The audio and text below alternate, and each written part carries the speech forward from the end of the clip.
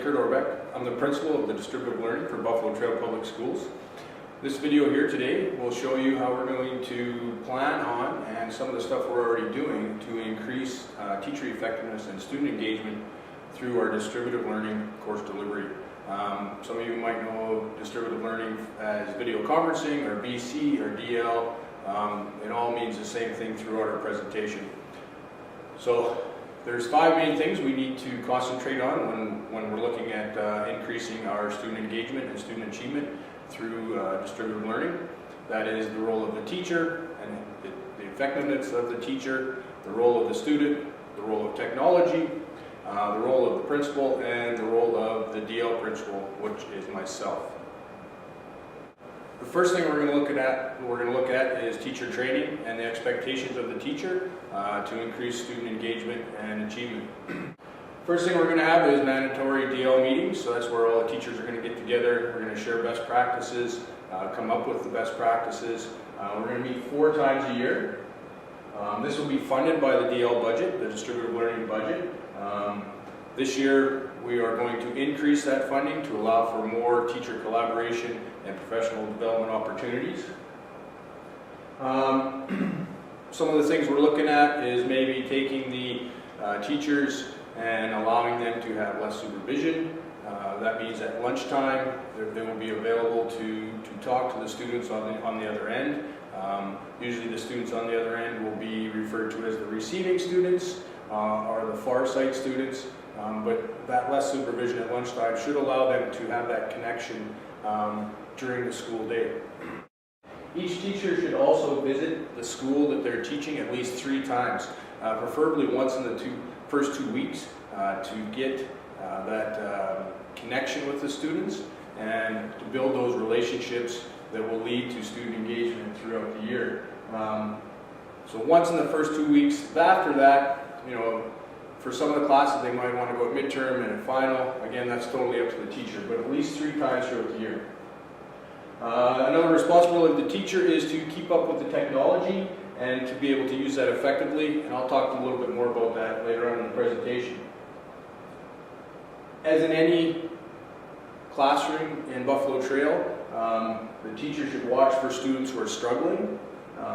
First term marks, midterm marks, couple weeks into the semester for semesterized marks, we should look for struggling students who may need some intervention.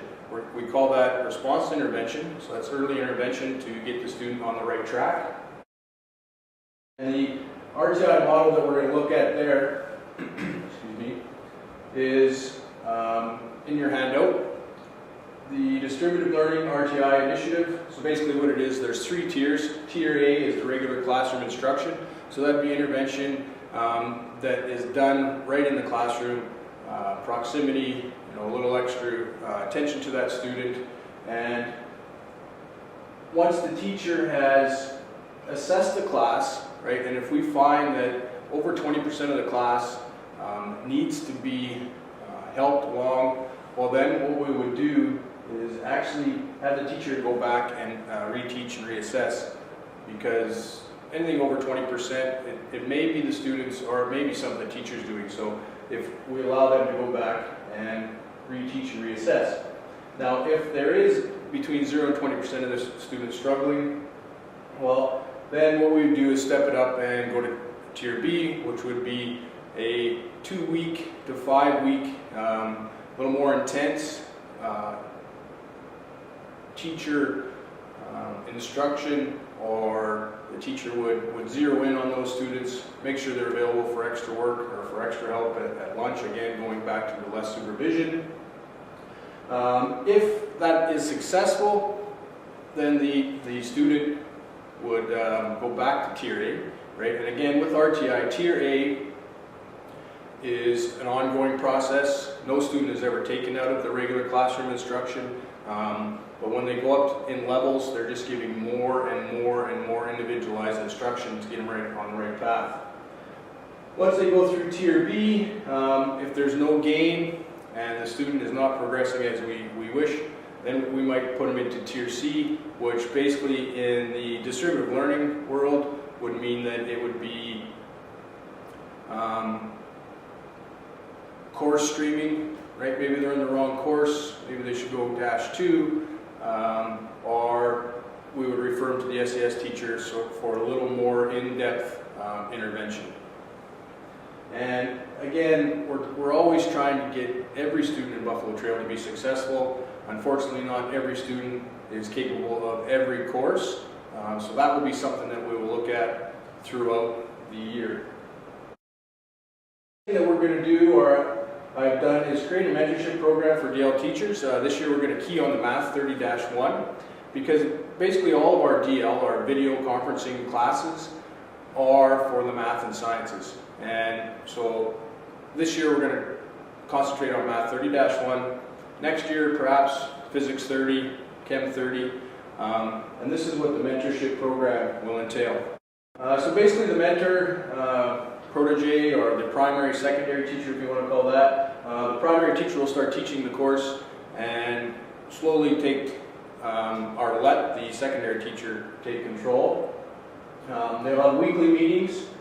There will be unit planning meetings. What we want to basically have is a Math 30-1 in a box that any new teacher would be able to use. So that means common course outlines, assessment practices, assessment materials, notes, all those things that are needed to be successful. We want to have consistent resources. We're also going to use the Math 30-1 R-cubed, which there's the website there, or the link there on your handout that you can follow, and that's basically a built-in 30-1 review that has been built by teachers in Buffalo Trail for specific use in Buffalo Trail, and it should allow for a good review that covers all of the curriculum. We'll also use EduCreations, or Edmodo. Basically what this is a web-based platform where teachers can post the key examples, or post some of the notes if the student missed the notes, or if the student wants to go back and refresh. So we will use those as well. The link is also there. The lead admin and primary teachers will regularly visit FAR sites to increase student engagement. That's again going back to that 3 times a year at minimum that the teacher needs to get out and see the students on the other end.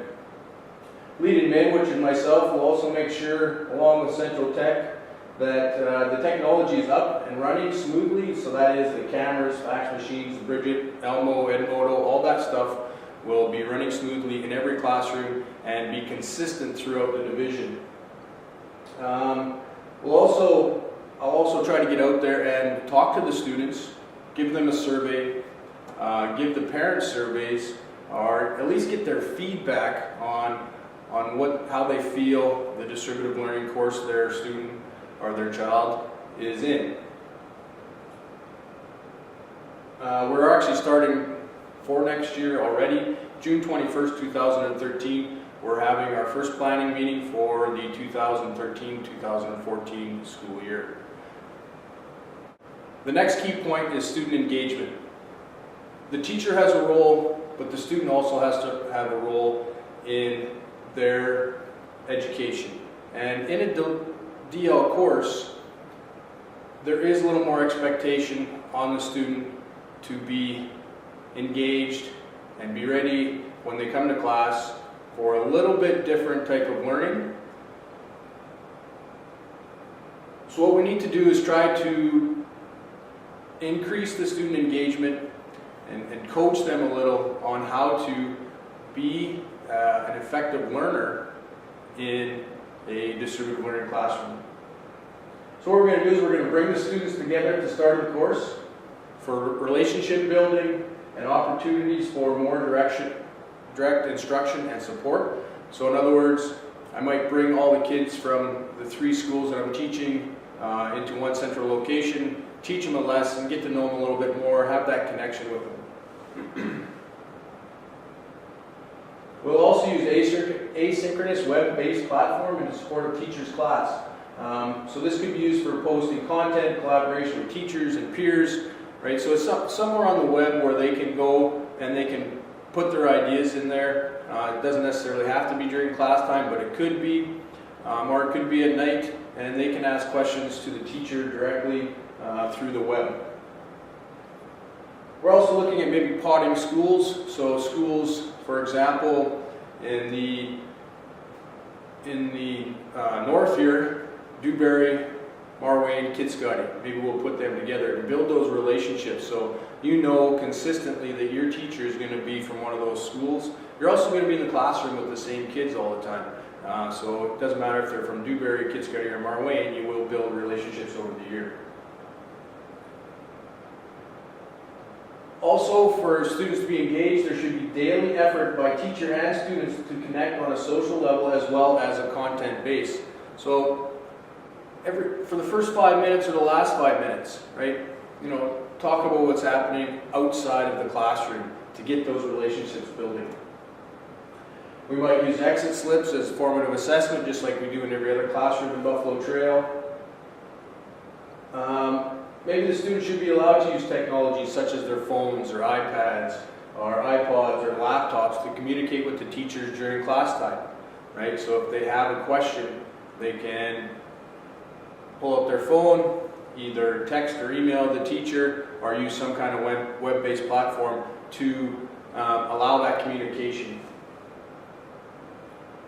Again, we're going to allow for regular student surveys and feedback opportunities, and that will be part of my job. Teachers and admin need to work with the students to explain how to be successful in a video classroom, right? And if needed, maybe we need to insert a staff member, either an EA or another teacher for the first little while to make sure that the students are doing their part as well as the teacher is doing on the far end, or the delivering teacher is doing his part.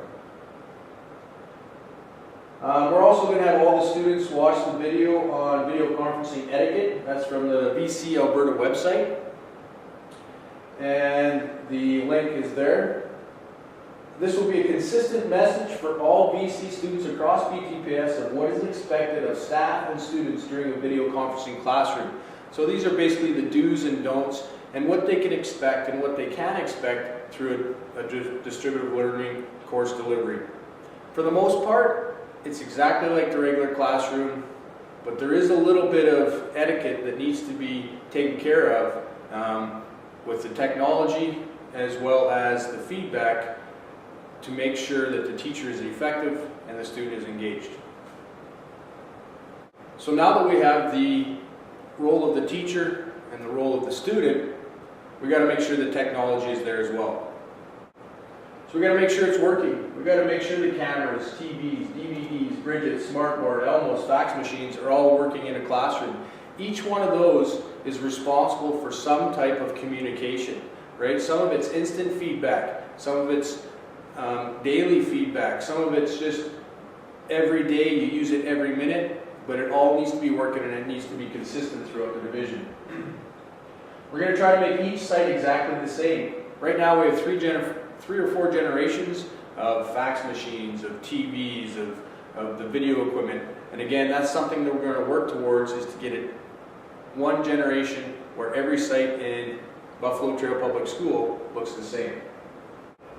We're going to set up the suites to help the teacher be effective. That is stuff like camera position. Make sure that the fax machine is in the right spot. Make sure the document camera is easily accessible. Make sure the smartboard is in the right spot, where there's not a lot of light coming in. And so little things like that we're going to try to tweak a bit. We're going to set up an asynchronous and synchronous web-based platform. So example, Moodle, EduCreations, Wiki, which I mentioned before. And we're also looking at the capability to record lessons and post to the web. This can be used for review, missed content, or to start a flipped classroom. So at the end of this year, we're going to have a lot of our lessons taped, where a student next year could go in and look at to preview what they're going to learn the next day in class. And that's the flipped classroom model.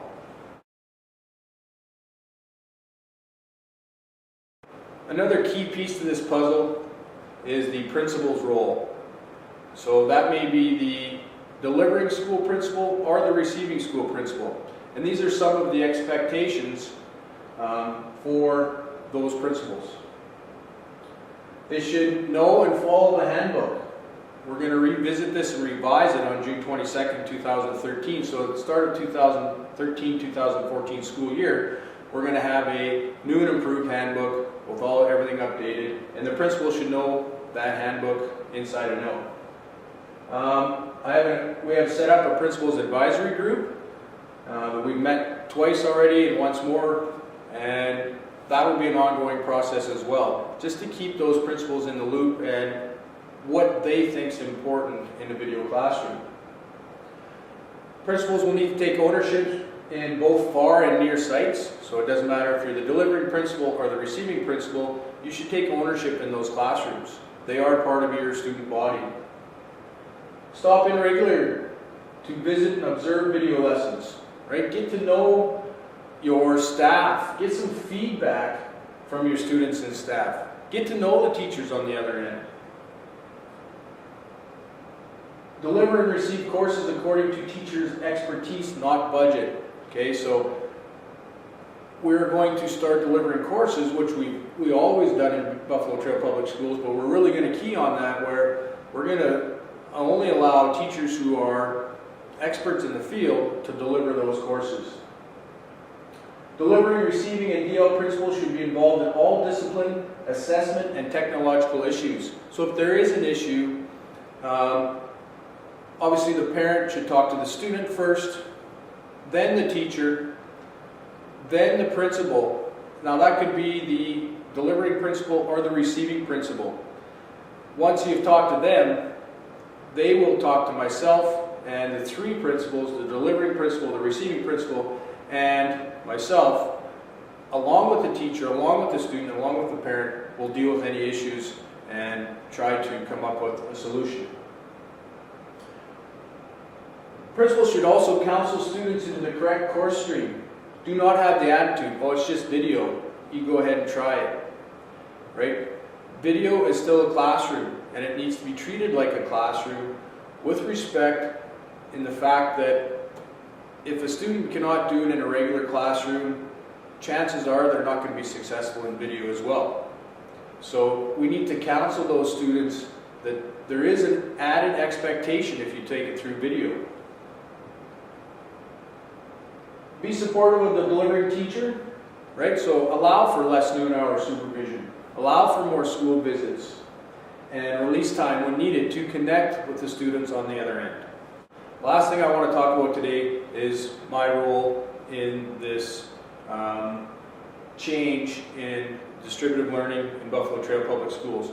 Lots of the stuff I've just talked about we've been doing for 10 years, right? We're just going to revisit, review it, and revive it a little to increase teacher effectiveness and student engagement.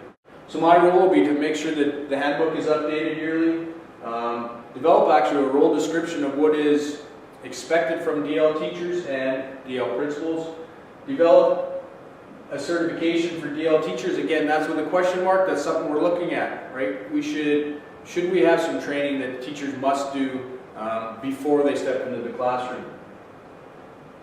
Develop student, staff, and parent feedback surveys and administer them regularly, so get some feedback from all stakeholders on how to increase student engagement. I should also pump the tires of DL teachers, right? Perhaps in the SOOPS memo weekly. It should be an honor to teach through video, not one of those things you dread every day. And that's one of my roles, is to make sure that these teachers know that they're appreciated. And yeah, it is a little bit delivery, a little more work, but it's a necessity in Buffalo Trail with our small schools to offer all of the academic courses, or basically all of the math and sciences in Buffalo Trail Public Schools to small schools. We need these teachers and we need this type of delivery. I'm going to do more supervision and feedback to the DL teachers, and some evaluations if necessary on where we can improve, again, the teacher effectiveness and student engagement. Continue to track test results. So continue to track diploma results in math and sciences. Right now we're tracking pretty close to regular instruction. We are a little lower, and so we want to try to move that up a bit. I'm going to closely monitor the Math 30-1 mentorship program, make sure it's on track and doing what we expect it to do. Deal with student and staff and parent concerns. It's a big part of my role. And as always, there's open lines of communication to all involved. Cross-jurisdictional collaboration. So I'm going to look at other divisions. What are other divisions doing out there, and what can we take from those divisions to increase our DL course delivery? I'm going to develop a timetable based on student needs, not on individual schools' budgets. Again, going back to the expertise of teachers. We're not just going to give a student a school a chance to deliver a course because they need it for their budget. We're going to make sure that they are delivering that course, and that's going to maximize student learning. I'm also going to keep up to date on cutting-edge trends in video, new technology, new PD, and new resources. And when I find that new technology, that new PD, and that new resource, I'm going to pass it on to the DL teachers. And I'm going to supply all DL teachers with the opportunities to use that PD and to use that technology and to use those resources. And I'm going to continue to work closely with the senior admin of Buffalo Trail Public Schools and all school admin to maximize teacher effectiveness and maximize student learning in Buffalo Trail Public Schools. If you need to contact me, my contact information will be at the end of the video, and there will also be some more information on where you can find all the other resources referenced in this video.